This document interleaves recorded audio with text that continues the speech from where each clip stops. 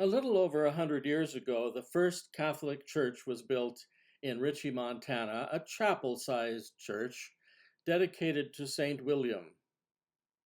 But before there was a church, there were Catholic settlers, and there was even a priest.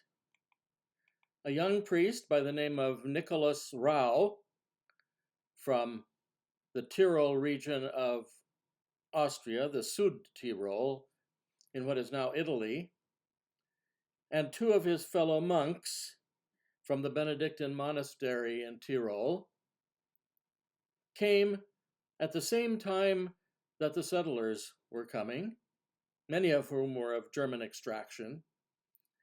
And Father Nicholas, who was probably called Klaus by his countrymen, Father Klaus homesteaded right next to the lay people. The priest and the lay people were homesteading side by side. Some of the homesteaders had to live in dugouts for a whole year. Some were able to put up cabins or shelters of one kind or another. It was a very hard way to claim land. But Father Nicholas got to know the settlers well by sharing the deprivations of their homesteading way of life. And he said Mass for them. He said daily Mass in his quarter section that he was homesteading. And he offered Sunday Mass for all the Catholics who could get there from the immediate area. Along with the fellow settlers, he also helped to build the Lusk Creek School. We call it Creek in Montana. It's creek in North Dakota and points east, but at the North Dakota border, it becomes creek on our side.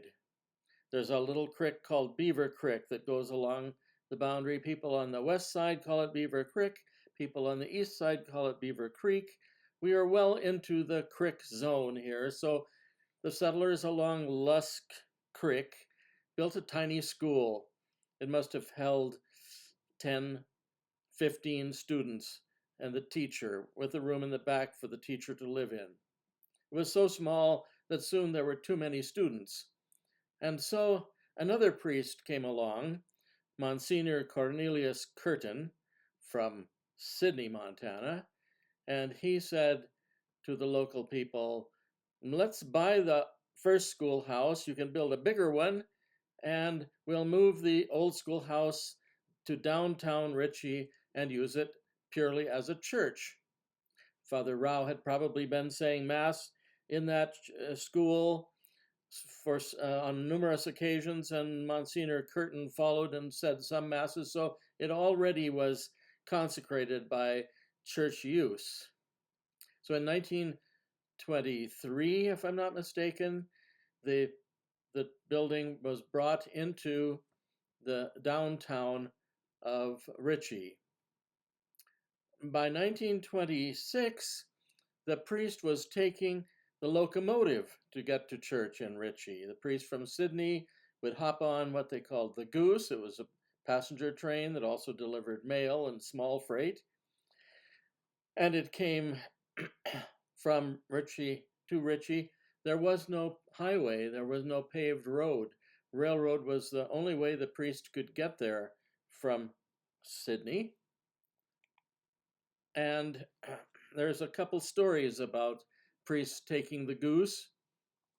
And one priest took the Goose, and when he would take off on Friday night and arrive in Ritchie, walk 2 blocks to the church, and stay overnight, one night, in the back room that was the teacher's quarters when it was a school. It became the priest's quarters and the sacristy when it became a church. And then the next morning, he would have Mass on Saturday morning and then take the Goose back the next day. Well, on Saturday, the Goose was late. So this priest, it must have been sometime in the 1940s, I don't know which one it was. This priest was late getting back to the rectory in Sydney, and Monsignor Curtin ran a tight ship, and he had a curfew for the young priest, and the priest missed his curfew and was locked out for the night. This gave Monsignor Curtin a bad reputation among all the younger priests, including my first pastor, who still remembered and relayed this event to me on at least 2 occasions. Another occasion, a little later, when they were about to build the road, or maybe the road was in process of being built, Father Patrick O'Reilly got a new car and decided he would drive over the construction site to get to RICHEY for Mass. Well, it did fine getting him there for Mass, but it rained while he was there, and he got stuck on the way back near Keister Lake, and he had to hike a couple miles through the mud to get to the Keister homestead, where they put him up for the night and dug him out of the mud and got him going on his way again the next day. So those are 2 authentic tales of priest travails during the time of the goose. In 1957, the priests had a good road to drive, and in that same year, a large statue of the Sacred Heart was donated in memory of Frank Zuroff, who died early in the year. And it must have taken up somebody's pew, because there were only 4 small pews, and with the Sacred Heart statue in there too, they must have been planning for a bigger church someday eventually.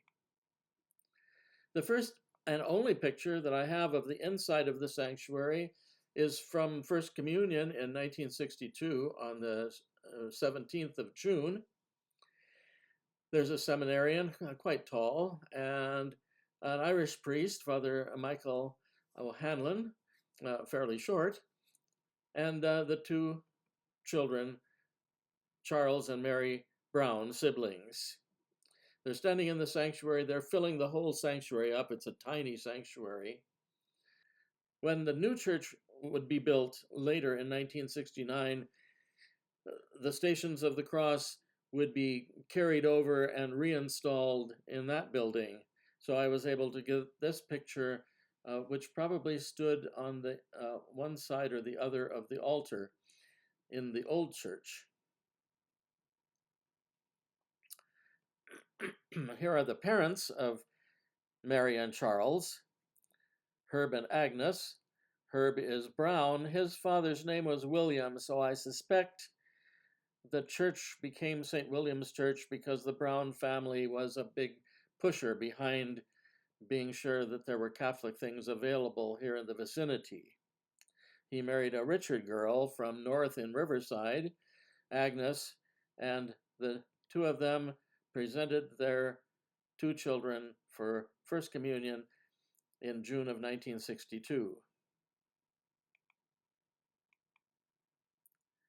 Here they are with the server. We don't know who he was, and looks like a couple of boys from the same family, since they're dressed in the same costume, but nobody remembers who they were either. I drove to Great Falls and consulted the sacramental records of Sydney, which are there on microfilm, in order to be able to identify the date and the names of the first communicants.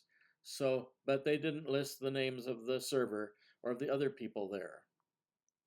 A year later, in June of 1963, color film has arrived, and Father O'Hanlon again is dressed in this white vestment. It must have been new at the time. I'm still using it today, and today is 62 years later, and it was a very good vestment. It's held up well. It's in excellent condition today. And there's a server. I don't know if that's the same one from last year, but this is a different seminarian than the one from last year. Here is the seminarian with all of his students that he taught for a week to prepare them for ceremonies. The roof you see on the right is the roof of what is now the Senior Citizen Center, but then was the dance hall. The church was sandwiched between the dance hall on one side and a Protestant church on the left side. In those days, there was no air conditioning, so all the churches had their windows open, and the Catholics could be entertained by the Protestant hymns all through Mass.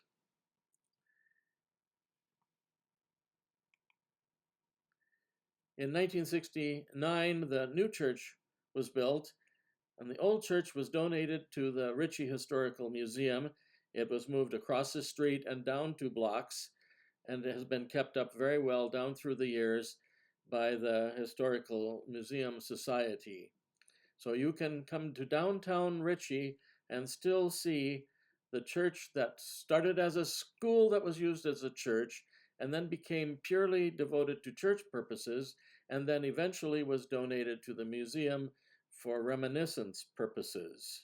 There will be a sequel to this video about how Catholic life continued after they moved on to the new building. See you then.